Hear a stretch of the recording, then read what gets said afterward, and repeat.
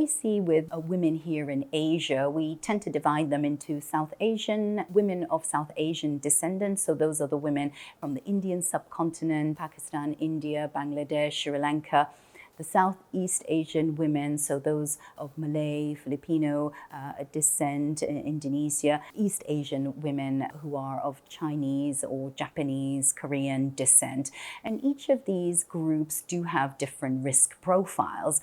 The South Asian women tend to have a higher risk of metabolic conditions, so insulin resistance and metabolic conditions like diabetes as well, higher than the East Asian women. Southeast Asian women also do have a higher risk of metabolic conditions, so insulin resistance as well as diabetes as well.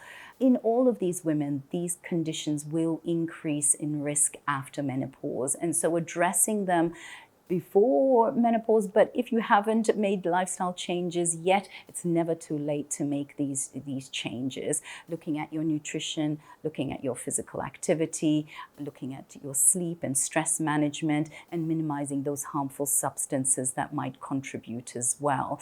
If you have a family history of a metabolic condition or cardiovascular disease, then even more reason to look at lifestyle interventions.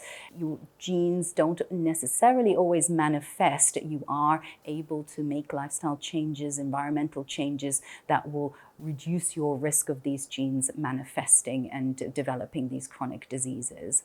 When we use BMI, Caucasians we'll say a BMI of 30 is obese, but in Asians we use a lower BMI of 27. So we know that in Southeast Asians, the risk of diabetes is higher at a lower BMI. They have a different body composition to Caucasians and can develop diabetes at a lower BMI.